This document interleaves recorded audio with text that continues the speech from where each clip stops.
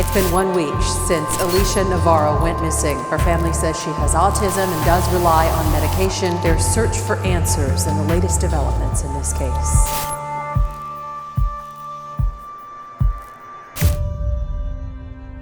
We've all been there, chatting with someone we don't really know online and thinking that we've made a new friend. Sometimes it's nothing and we don't even think that much about it. But what if the person on the other end is actually a predator?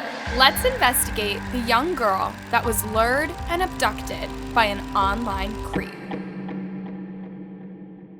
Alicia Navarro lived in Glendale, Arizona, with her mom, Jessica Nunez, stepdad, and siblings. She was described as a loving, caring, and smart girl who had hopes of becoming a surgeon. At a young age, Alicia was diagnosed with high-functioning autism and generalized anxiety disorder, which made it hard for her to go out in public and meet strangers. In fact, her anxiety would get so bad that the thought of leaving her home would make her curl up into a ball and scream. She loved the routine and would wear the same clothes and sweatshirt every day, even when it was really hot outside, and she would only eat chicken nuggets at McDonald's. Due to her anxiety disorder, Alicia had an extremely hard time at school and had to change schools a few times, and even did online schooling for a few months. She only had a handful of friends that she had known since kindergarten, but most times she preferred to keep to herself.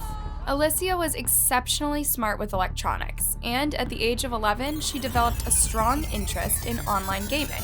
Here, she could be anyone she wanted and meet other people who shared her interests. Soon, this became her favorite pastime, and she would stay up late into the night playing games and chatting with other gamers. She never imagined that one of her online friends was actually planning something sinister for her.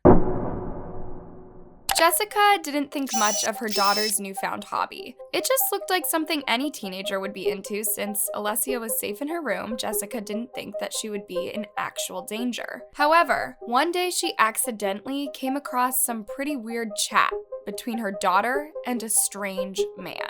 The man asked Alicia if she liked stuffed animals, and when Alicia said she did, the guy replied, "I can be your stuffed animal." This totally freaked Jessica out, and she took away Alicia's phone for a while so she could monitor things, and then went to the police to report. However, the police told her that there was nothing they could do since technically nothing illegal had happened. When this incident happened, Alicia had just gotten into Borgade Catholic High School in Phoenix, and her mom said she was super excited about it. According to Jessica, Alicia had started warming up to the school and even made some new friends.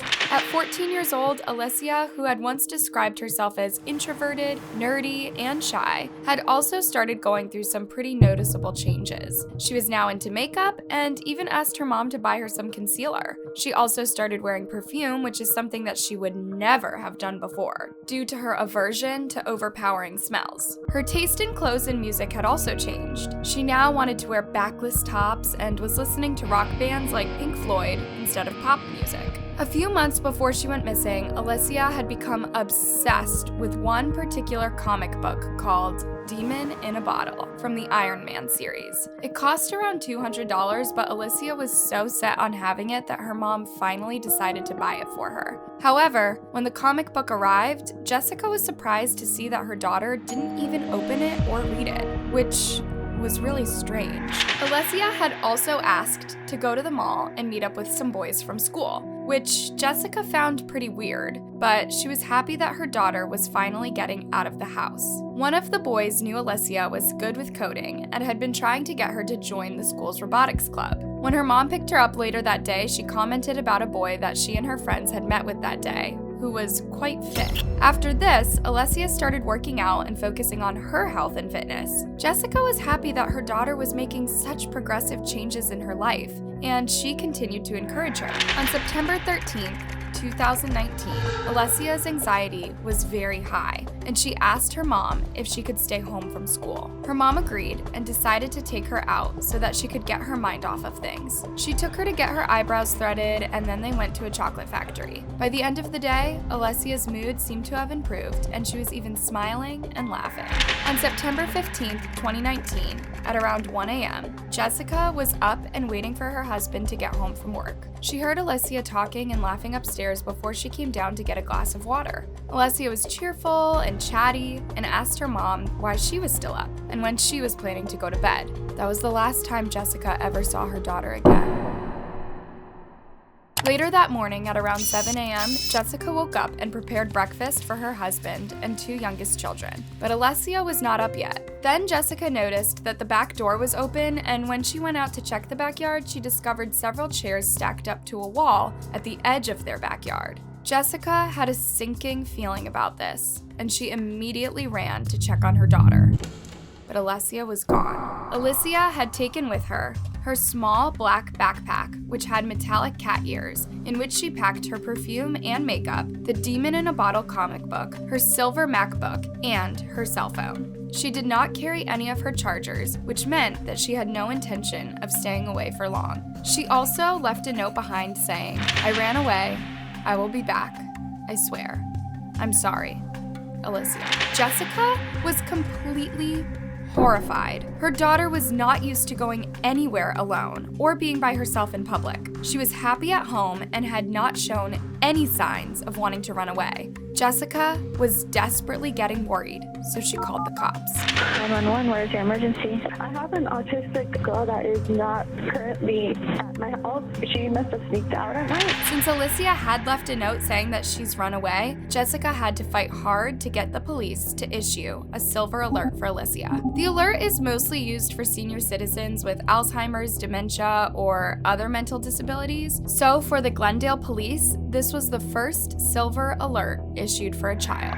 It was confirmed that Alicia left the house by herself because it had rained just beforehand, and there was only one pair of footprints in the mud leading away from the house. Her family believes that she snuck out through the back door and scaled 2 fences to avoid their neighbor's surveillance camera at the front. One detail that stuck out to Jessica is that the second fence was unlocked, and Alicia could have easily pushed it open. Yet, she chose to climb over it, probably to make sure not to make any noise that could have alerted the neighbors. Jessica believes her daughter might have been wearing a sweatshirt, a whitewashed denim overall skirt, and black and white Vans type sneakers.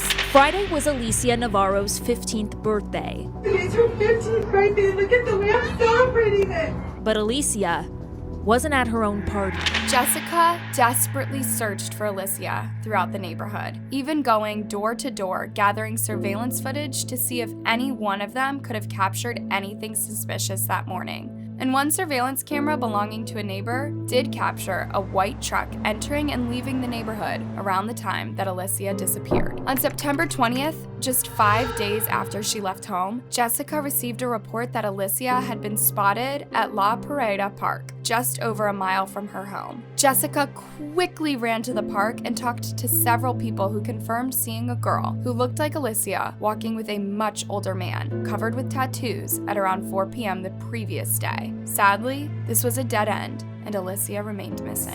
Jessica fears that an online from one of Alicia's games may have lured her away. She believes that the $200 comic book that Alicia had asked her to buy was meant as a gift to the guy that she was going to meet that morning. Right before her disappearance, Jessica had noticed a hole about the size of a golf ball in Alicia's window screen. When she asked Alicia about it, she claimed that a bird had caused it. But then, when her stepfather investigated it further, he found that the hole was made from the inside. Now, Jessica wonders if Alicia could have been using the hole to throw notes to someone outside. And if she was, could this person have been the one instructing her on how she could escape undetected and stage a runaway scene to keep the police from acting on time? He could have also advised her to take her phone and laptop so that she would not be traced.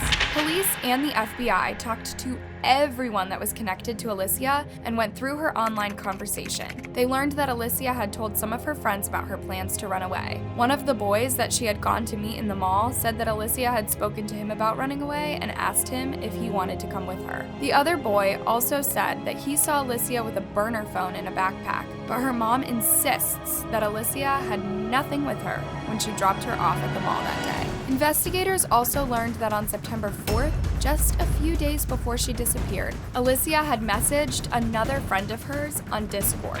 This is a messaging app that's really popular with gamers. It, however, also has a dark side to it because police believe that use it to lure and groom children.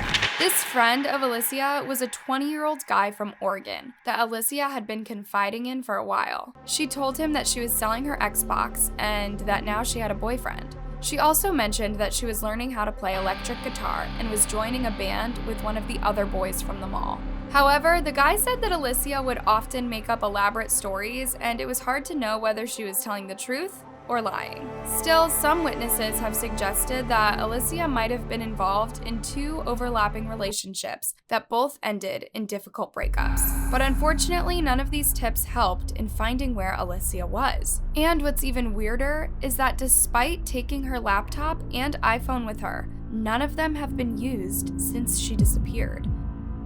And the last time that she went online was the morning before she went missing at 3:26 a.m. Jessica believes that her daughter went out that day thinking that she was going to meet a friend and would be back later. It's been 2 weeks and a day, but for Jessica Nunez, it feels like forever since her daughter walked out the back door. It has been very different at my house. I feel like I'm missing a piece of me. The Glendale Police Department has been working with the FBI and the Center for Missing and Children, trying to bring Alicia home. They are following all the leads and tips as they come in. A Facebook page called Finding Alicia was created for anyone wanting to discuss the case or provide information that might lead to her whereabouts. There have been several sightings over the years, but most are often reported too late. It's been 2 years now, and Jessica has been working day and night to find her daughter. She opened a GoFundMe page where she managed to raise over $12,000 for billboards across the US. So far, she has placed digital billboards with Alicia's pictures in California, Nevada, Texas, and Mexico. The page fundraiser is currently not accepting any more donations. She has shared her story on social media, on TV stations, and connected with other families and mothers who are experiencing the pain of child disappearance. She's currently working with Project 25, a nonprofit organization dedicated to protecting victims of and bringing awareness towards prevention. If you have any information that could help Jessica get her daughter back, please call 911 or the Glendale Police at 623-930-3000. Here is an age-progressed picture of what she would look like now at 17 years. So I'm living my worst nightmare right now. I'm just doing what a mother should do, is not giving up and finding where their child is. What do you think about this case? Will Alicia ever come home?